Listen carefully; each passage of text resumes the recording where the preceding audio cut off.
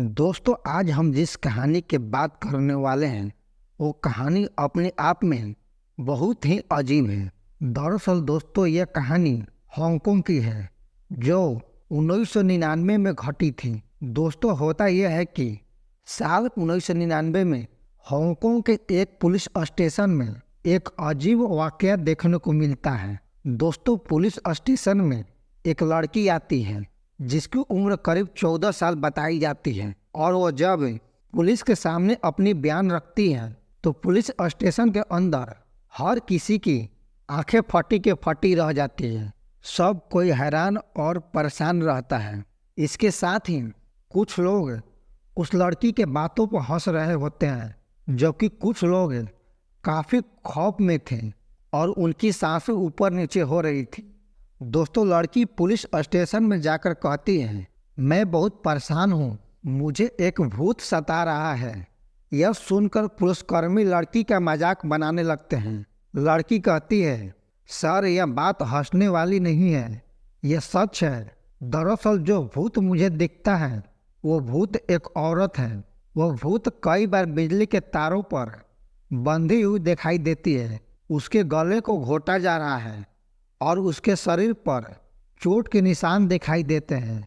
वो मुझसे मदद मांग रही है, फिर वो मर जाती है। मैं यह सपना रोज देखती हूँ। मुझे लगता है कि किसी औरत की हत्या हुई है जो इंसाफ चाहती है।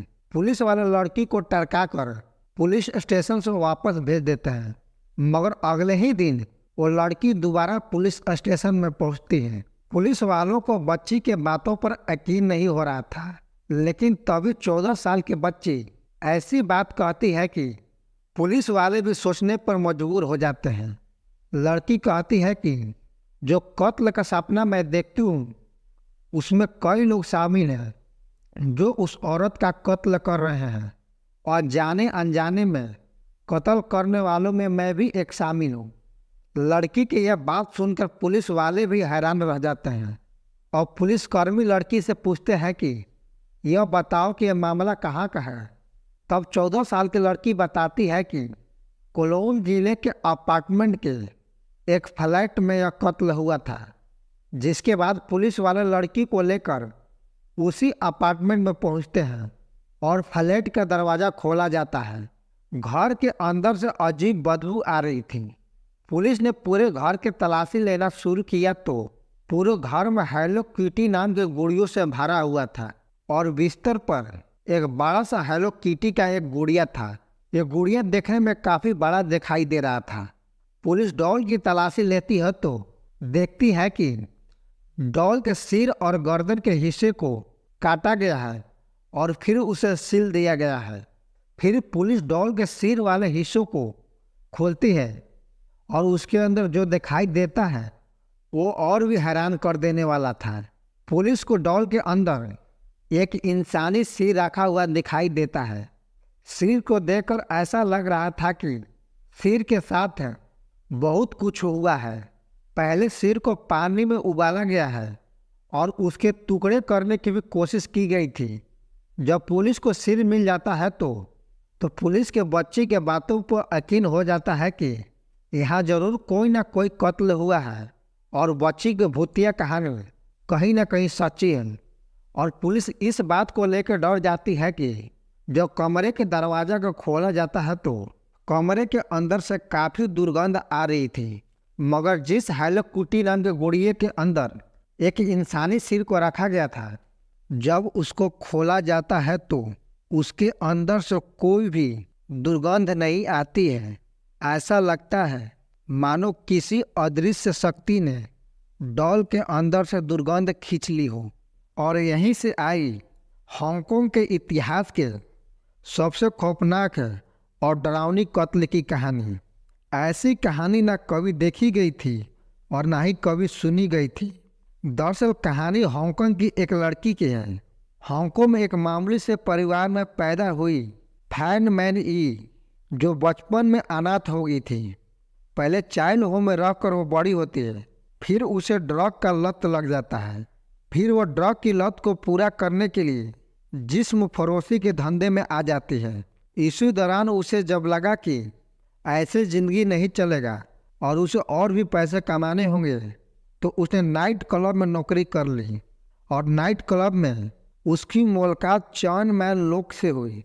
चैन मैन लोग एक ड्रग डीलर था। इसी वजह से दोनों में दोस्ती हो जाते हैं। इसके बाद दोनों को भी सब कुछ ठीक चल रहा था। तभी सन 1997 के अप्रैल महीने में फैन मैन ई के ज़िंदगी में एक तूफान आ जाता है। जब फैन मैन ई एक दिन लोग के घर जाती है, उस समय चैन मैन लोग बाथरूम में स्नान कर रहा था। इसी दौरान फैन मैन ई लोग का पर्स चोरी कर लेती है। लोग के पर्स में करीब 4000 अमेरिकी डॉलर रखे हुए थे। लोग को पता चलता है कि उसका पर्स फैन मैन ई ने चोरी कर लिया है, तो उसे बहुत गुस्सा आता है। चूँकि वह एक ड्रग डीलर था और उसके पास अपने शूटर भी थे जो उसके कहने पर किसी भी अपराध को अंजाम दे देते थे। तब लोग अपने शूटरों से फैन मैन ई को किडनैप कर लाने के लिए कहता है। इसके बाद उसके शूटर फैन मैन ई को किडनैप कर एक अपार्टमेंट में ले जाते हैं, जहां लोग फैन मैन ई से कहता है, पहले तुम हमारे पैसे वापस करो और अब से तुम हमारे लिए जिस्म फरोशी के धंधा करोगी। इसके बाद फैन मैन ई को एक फ्लैट में कैद कर दिया जाता है। लोग अपने साथियों से फैन मैन ई का रेप करवाने लगता है। उससे बंधक बनाकर काफ़ी मारा पीटा जाता है। दिन में गैंग के सदस्य फैन मैन ई के साथ कई बार रेप करते हैं। उसके सिर को बॉल समझकर कई बार उसको पीटते रहते हैं। इसके साथ ही फैन मैन ई के शरीर के कई जगहों पर सिगरेट से जलाया जाता था। इसी दौरान 14 साल के एक लड़की जिसका नाम ओ फोंग बताया जाता है, वह भी जिस्म फरोशी के धंधे में आ जाती है। एक रोज उस लड़की को भी उसी अपार्टमेंट में बुलाया जाता है जिस अपार्टमेंट में फैन मैन ई को रखा गया था, जहां वह लड़की फैन मैन ई पर जुल्म होते हुए देखती है। वो लड़की देखती है फैन मैन ई को खाना खाने के लिए मल मूत्र दिया जा रहा था। गैंग के सभी सदस्य फैन मैन ई को एक साथ 50-50 पंच मार रहे थे। तभी गैंग के एक सदस्य ने आ फोंग को भी फैन मैन ई को मारने के लिए कहता है और आ फोंग भी डर के मारे उसे पंच मार देती है। इस तरह यह सिलसिला महीनों तक चलता रहता है। आखिरकार एक दिन अप्रैल 1997 को फैन मैन ई की मौत हो जाती है। फैन मैन ई के मरने के बाद उसकी मौत की खबर को चैन मैन लोग के दिया जाता है, जिस पर लोग बोलता है कि लाश के टुकड़े कर दो। लिहाजा बाथ टब में लाश के टुकड़े कर दिए जाते हैं। लोग ने अपने गुर्गों से कहा कि ऐसा करो जिससे कहीं भी लाश के बदबू न आए।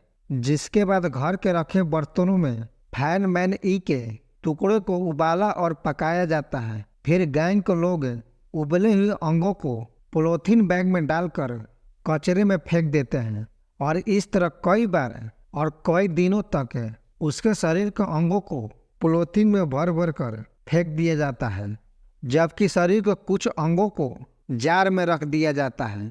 और फैन मैन ई का सिर्फ सिर बचा था, लिहाजा सिर को भी उबाला जाता है। लोग सोच रहा था कि सिर का क्या किया जाए, क्योंकि सिर को बाहर फेंकने से लड़की की पहचान हो सकती थी। लिहाजा उसने एक मछली के आकार की बड़ी सी हेलो किटी नाम की गुड़िया मंगवाई। हेलो किटी डॉल के सिर के पास से सारे कोटर निकाल दिया जाता है। फिर उसके जगह पर फैन मैन ई का सिर रख दिया जाता है और अंत में गुड़िया का सिर रख उसे सील दिया जाता है। अब उसके मौत के बाद कई महीने बीत जाते हैं। लगभग मई के महीने में 14 साल की लड़की फोंग को पता चलता है कि फैन मैन ई मर चुकी है। इसके बाद वो बेचैन रहने लगती है। उसको सपने में वही सब कुछ दिखाई देता था जो फैन मैन ई के साथ घटा था। फैन मैन ई उसके सपने में आकर खुद को बचाने के लिए गिड़गिड़ाती थी। वो बिजली के तारों में बंधी हुई वो फोंग के सपने में आती थी। तब जाकर 14 साल के इस लड़की ने पुलिस को फैन मैन ई के मौत की सूचना दी। इसके बाद पुलिस को जांच में शरीर के कई हिस्से भी मिले जो प्लास्टिक के बैग में भर फेंक दिया गया था। इसके बाद पुलिस फोंग को फैनमैन ई के हत्या में गवाह बनाती है और उसे पुलिस प्रोटेक्शन देती है। जांच के बाद पुलिस 3 लोगों को गिरफ्तार कर अदालत में पेश करती है। तभी अदालत में एक और अजीब वाकया घटती है। दरअसल होता यह है कि जब अदालत में चैनमैन लोग के वकील उसके बचाव पक्ष में अपनी दलीलें दे रहे थे, तभी कोर्ट रूम के सारी लाइटें अपने आप पर जलने और बुझने लगती हैं और यह काफ़ी देर तक ऐसा ही होता रहता है और अंत में जाकर शांत हो जाता है, जिसे देख जज भी घबरा गए थे। लोगों का मानना था कि उस समय कोर्ट में फैनमैन ई की आत्मा थी जो अपने आप को होने का एहसास दिला रही थी। सभी सबूतों और फोंग के गवाही के बाद अदालत ने 3 आरोपियों को उम्र कैद की सजा सुनाई।